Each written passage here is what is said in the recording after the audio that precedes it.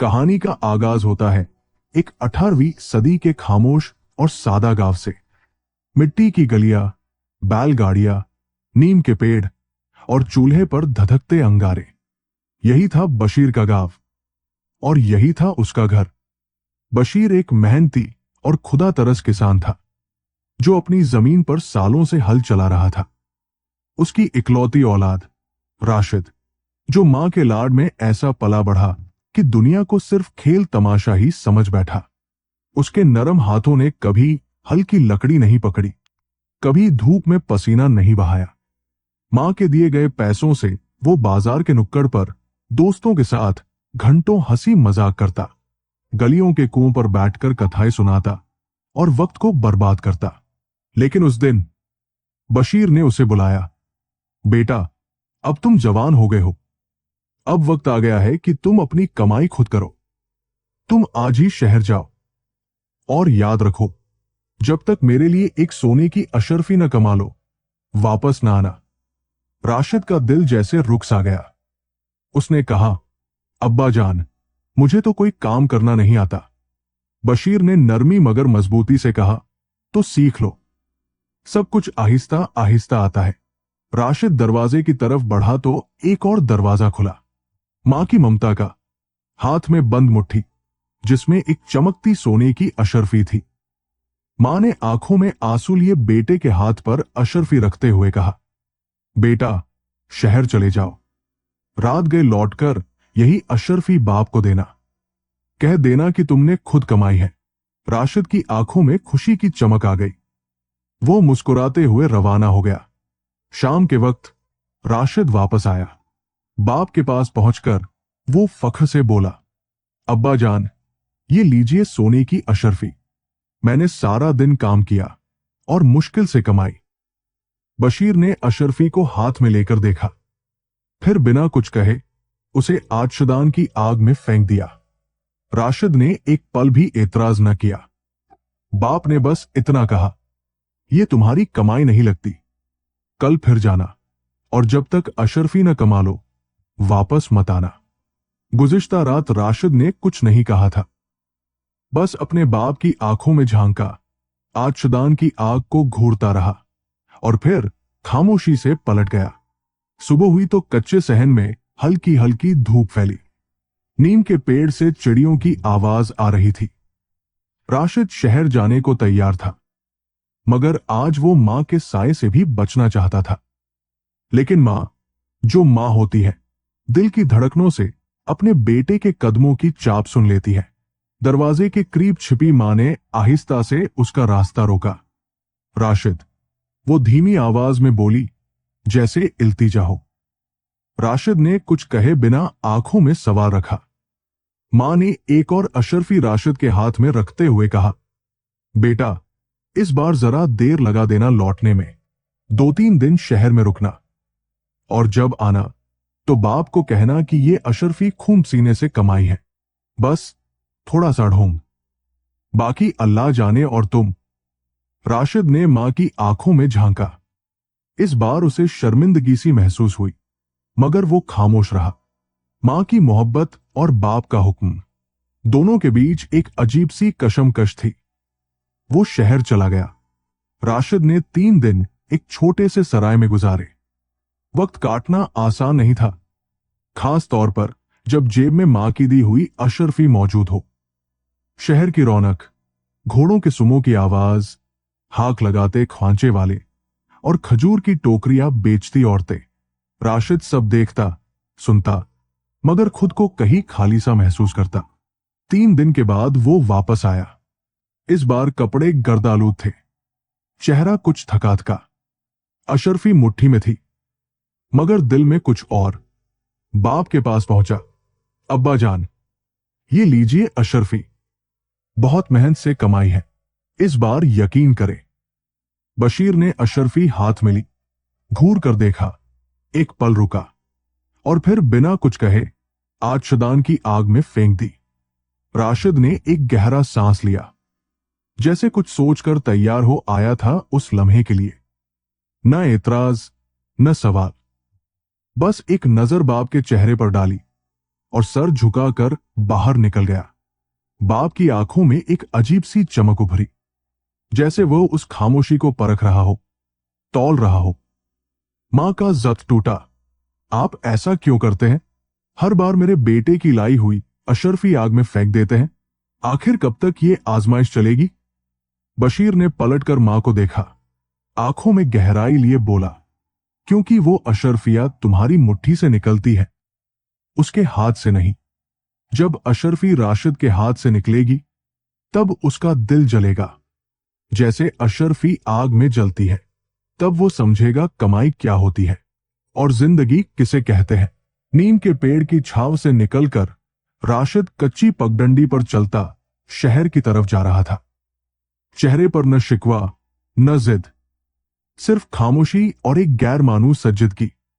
मां, जो कटोरे में दूध लिए दरवाजे के पीछे आई थी, सिर्फ धूल उड़ती देख सकी।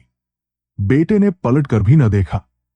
शायद अब वो लड़का नहीं रहा था जिसे रास्ते में रुककर अशरफी थमाई जाती थी। शहर की फिजा देहात से मुख्तलिफ थी। यहां सूरज जल्दी चढ़ता था, मगर साए जल्दी मर जाते थे। मेहनत की बोली लगती थी, पसीने का मोल तोला जाता था। राशिद गली गली फिरने लगा। बाजारों में मजदूरों की मंडी थी। कहीं बोरी उठवाने का काम, कहीं चूना घोलने की मजदूरी, कहीं गोबर साफ कराने की नौकरी। दिन भर धूप में पसीने से शराबूर, पीठ पर बोझ, हाथों में छाले और आंखों में शर्म। एक दिन गुजरा, फिर दूसरा, फिर तीसरा। कई बार नींद फुटपाथ पर आई, कई बार भूख ने पेट में ऐंठन डाली, मगर राशिद ने न मां को पुकारा न बाप को कोसा। सिर्फ काम, खामोशी और इंतजार। तीसरे हफ्ते एक बुजुर्ग कुम्हार ने उसे बुलाया। बेटा, अगर हाथ गंदे करने से डरते नहीं तो आजा, चाक घुमाना सीख ले, मिट्टी तुझे इंसान बनना सिखा देगी। राशिद ने हामी भर ली। पहली बार चाक पर मिट्टी रखी। थोड़ी देर बाद हाथ कांपने लगे। कुम्हार ने हंसकर कहा, कच्ची मिट्टी भी वही करती है जो वक्त करता है। गिरने पर मजबूर, मगर सीखने पर तैयार। राशिद अब मिट्टी से बर्तन बनाने लगा। हफ्ता, 2 हफ्ते, फिर महीना। आखिरकार कुम्हार ने उसे पहली उजरत दी, एक सोने की अशरफी। राशिद ने उसे मुट्ठी में दबाया तो महसूस हुआ जैसे ये अशरफी धड़क रही हो। ये सर्द न थी, ये तप रही थी, जैसे इसमें राशिद का पसीना जज्ब हो चुका हो। राशिद अब नौजवान लगने लगा था। कपड़े अब भी पुराने थे, मगर आंखें नई। वो धीरे धीरे, सादा मगर मुतमिन कदमों से वापस गांव आया। कच्चे रास्ते अब भी वैसे ही थे, मगर राशिद के अंदर कुछ वैसा न था। उसने सहन में कदम रखा तो मां की आवाज आई, राशिद। आंखों में हैरानी लपक कर सीने से लगा लिया। राशिद ने सिर्फ इतना कहा, अम्मा, अब की बार हाथ खाली नहीं, पर दिल भरा हुआ है। राशिद ने सोने की अशरफी बाप के सामने रखते हुए कहा, अब्बा जान, इस बार जो लाया हूं वो बाजार से नहीं, अपनी हड्डियों से कमाया है। मेरे हाथ देख लीजिए, मेरी आंखें पढ़ लीजिए, ये अशरफी मेरी है। बशीर ने अशरफी को देखा, जैसे देख रहा हो कोई आईना। वो आहिस्ता से आग के पास गया, एक लम्हे को अशरफी को हवा में रोका और जैसे ही आग में फेंकने का इरादा किया, राशिद ने लपक कर बाप का हाथ थाम लिया। अब्बा जान, नहीं, ये जल नहीं सकती। इसमें मेरा खून है, मेरा पसीना है। राशिद जब वापस आया तो चेहरे पर अजनबियत नहीं, मगर निगाहों में पहचान नहीं थी। वही गलियां जहां कभी वो बेमकसद फिरा करता था, अब उसे मेहनत की दावत देती नजर आई। वही दोस्त जो नुक्कड़ पर बैठकर हंसी मजाक में वक्त जाया करते थे, अब उसे छोटे दिखने लगे। मां ने पलकों से इस्तकबाल किया। अब वो अशरफी के पीछे नहीं थी, बल्कि उस बेटे की तलाश में थी जो कभी उसकी उंगली पकड़कर छोटे छोटे कदम उठाया करता था। आज उसी बेटे ने कदमों के नीचे जमीन महसूस करना सीख लिया था। बशीर ने चारपाई पर बैठे राशिद की तरफ देखा और कहा, तो क्या सीखा शहर जाकर? राशिद मुस्कुराया और धीरे से बोला, अब्बा जान, मिट्टी में लथपथ होना शर्मिंदगी की बात नहीं। असल शर्मिंदगी तो हाथों का खाली होना है, दिल के अंदर खालीपन का होना है। बशीर के चेहरे पर वो रोशनी फैल गई जो सिर्फ उस वक्त आती है जब बीज दरख्त बन जाए। तो अब क्या सोचा है? वो खाली जमीन जो बरसों से यूं ही पड़ी है, मैं वहां कुछ उगाना चाहता हूं। शायद कुछ फसल, शायद अपना नसीब।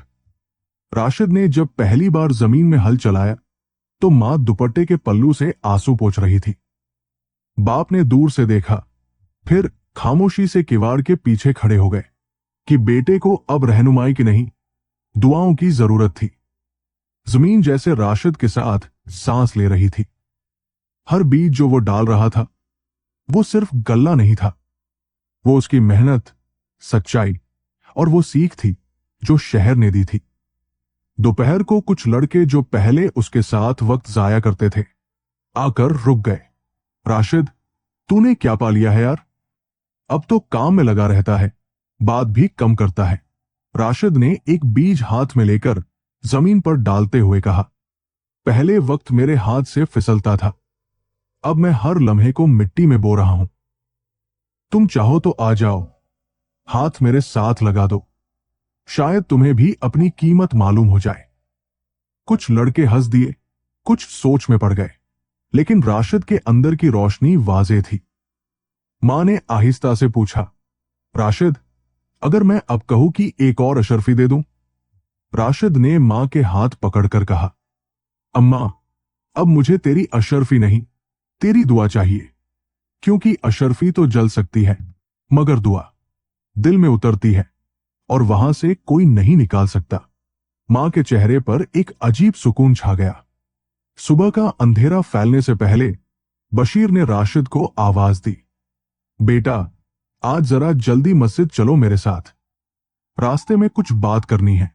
राशिद हैरान तो हुआ, लेकिन लब्बैक कहा।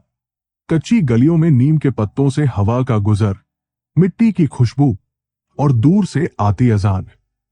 बशीर बोले, राशिद, तुझे अशरफी कमाने का सबक तो दे दिया, लेकिन आज मैं तुझे वो बात बताना चाहता हूं जो मैंने अब तक किसी से नहीं कही। राशिद रुक गया। कैसी बात अब्बाजान? बशीर ने आहिस्ता से कहा, वो जमीन जो तुमने आबाद की, कभी वो मेरी नहीं थी, कभी मैं भी तेरे जैसा था, नासमझ, लापरवाह, जिद्दी। मेरे बाप ने भी मुझे एक अशरफी कमा कर लाने को कहा था, और मैं वो अशरफी कभी कमा न सका। राशिद दम बदम रह गया। फिर वो जमीन, वो हुनर। बशीर की आंखें भीग गई। वो सब मैंने बरसों बाद मेहनत से पाया। तब सोचा, जो सबक मुझे वक्त ने बहुत देर से सिखाया, वो मैं तुझे वक्त पर दे जाऊं। क्योंकि एक बाप की सबसे बड़ी दौलत उसका बेटे को वक्त पर सिखाया गया हुनर होता है, विरासत नहीं। नमाज के बाद बशीर ने इमाम साहब के सामने राशिद का हाथ थामा। मौलवी साहब, ये मेरा बेटा है। आज से मेरे खेत, मेरे औजार, मेरे जानवर सब इसके हैं। मगर याद रखिए, मैंने इसे सोना नहीं दिया, सोना कमाने का हुनर दिया है। गांव वाले हैरत से देखते रहे, मगर सबकी आंखों में इस था। मां ने पूछा, राशिद, अब तुम क्या करोगे? राशिद ने मुस्कुराकर कहा, अब अम्मा, मैं भी अपने बच्चों को सोने की अशरफी नहीं दूंगा, बल्कि वो दुआ दूंगा जो तूने मुझे दी थी कि बेटा, मेहनत से कभी न घबराना। मां की आंखों से आंसू निकले, मगर लबों पर हंसी थी। सूरज गुरूब हो रहा था। राशिद ने जमीन में बीज डाला, हाथों को मिट्टी से झाड़ा और आसमान की तरफ देखकर बोला, या अल्लाह, मेरे बाप ने मुझे जो दिया, मुझे वही खैर, वही हुनर आगे देना है, ताकि सोने की अशरफियां कम न हो, बल्कि उन जैसी मेहनतें बढ़ जाए। दूर बैलगाड़ी की घंटी बजी, नीम के दरख्त के पत्ते हिले और हवा जैसे ये दुआ लेकर आसमान की तरफ बढ़ गई। कहानी का पैगाम, मेहनत की अशरफी वो सोना है जो न जलता है, न खो जाता है, बल्कि नस्लों को रोशनी दे जाता है।